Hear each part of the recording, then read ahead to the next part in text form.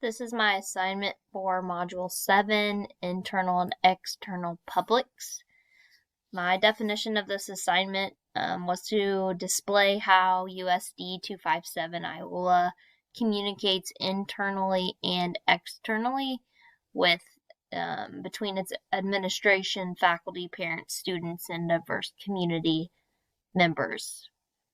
I have never created a flowchart before, so this was new, but I did find it fairly easy to navigate, although I wish I could spruce it up a little, but it does get the point across, I believe, when I explain it.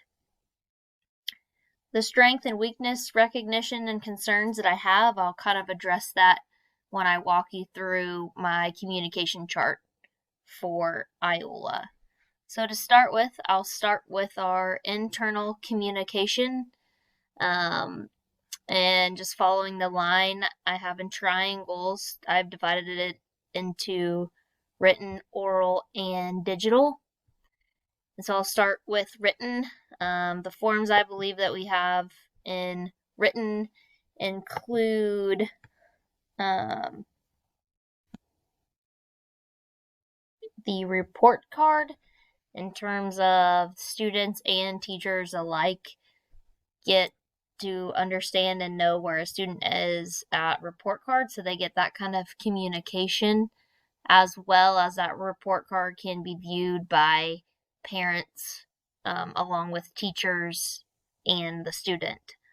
Google Classroom, especially this year, has been used quite frequently, so teachers have Google Classroom with students. Students can interact with each other on Google Classroom. And of course, Gmail, where administration, faculty, community members, anybody can reach out through Gmail or communicate in some form. Along with written, I have it connected to oral, being teacher and student of the month, as well as building leadership teams within our building. Teacher and student of the month, we do a teacher of the month each month, and they occur in the forms of teachers submitting writtenly, nominating a teacher and describing why, and then at faculty meetings, the teacher of the month is announced, and they get old bowling trophies that I believe the school is trying to get rid of, so that communicates written and orally, as well as building leadership teams.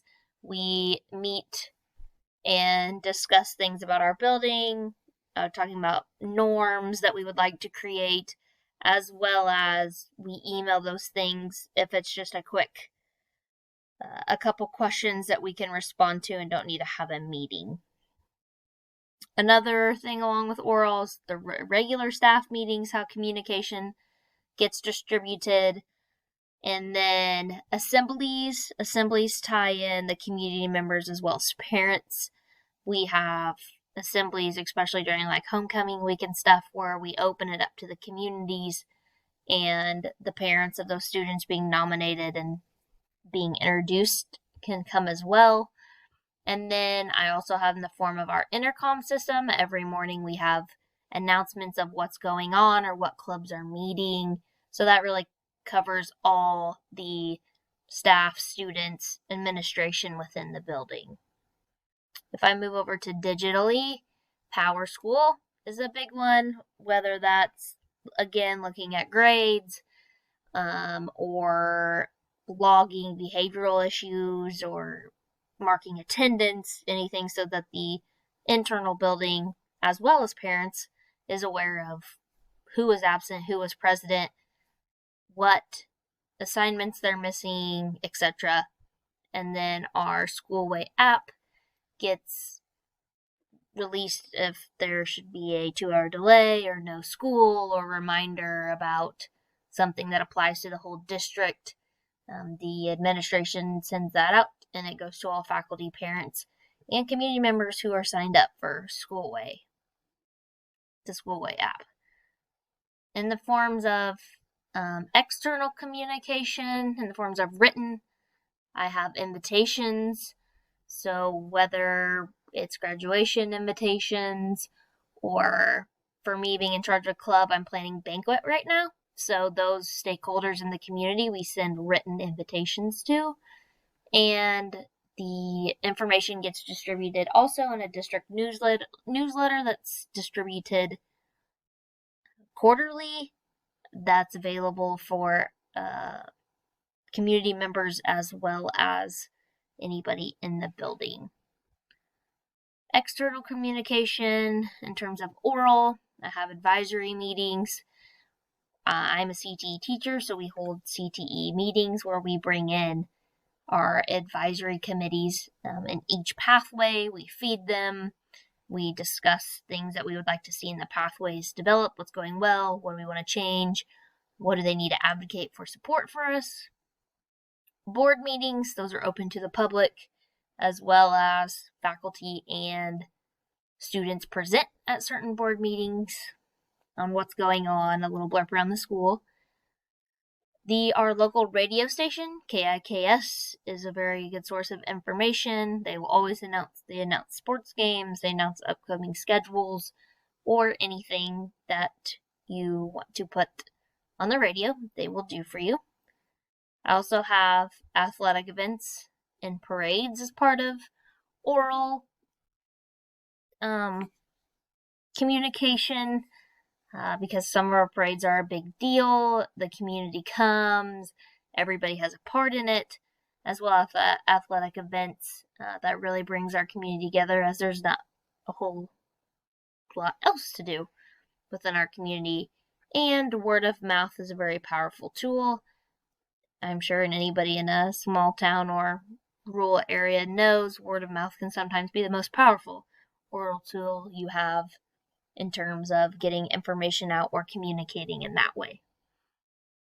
And external communication and digital, I have through the form of our marquee sign out front. You can drive by and it has all the upcoming high school events on it. Of course, our Twitter and Facebook feeds for each building as well as the district, that is very well maintained.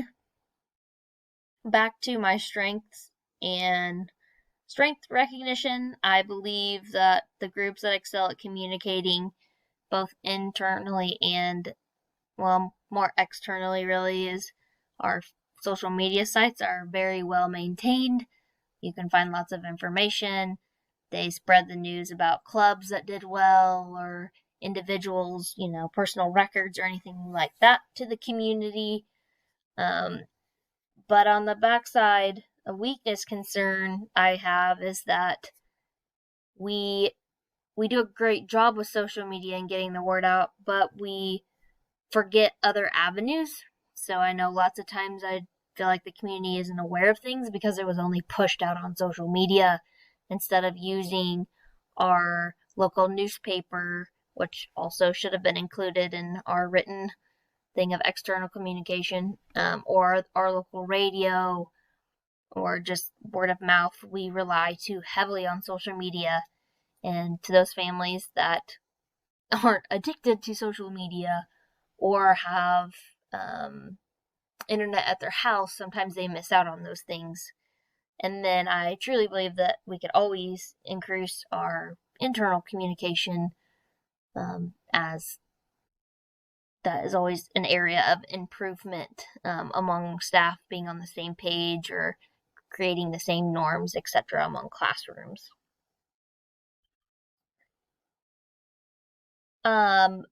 So how the publics conduct two-way communication with community members or parents, I do believe that is, it happens, obviously, or otherwise that the students would be in their own world and the community would be in another, and how do we bridge that gap?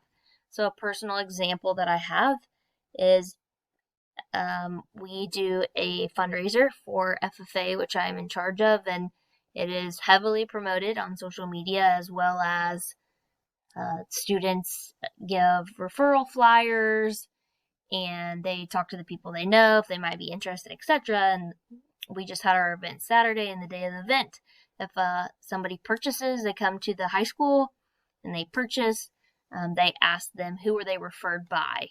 And then the company keeps track of each individual that was mentioned, or if it was, they only saw it on Facebook. So for example, we had on our chart, we had a list of a Facebook thing people saw on Facebook. They had a name of each kid that got the word out of mouth to them or referred them. And then we had one individual say, well, I saw the kids on the corner with the signs and I just came to check out the event. So we do have that cross communication that works. I think Power Score and grade cards are another big thing in the terms of especially parents and students.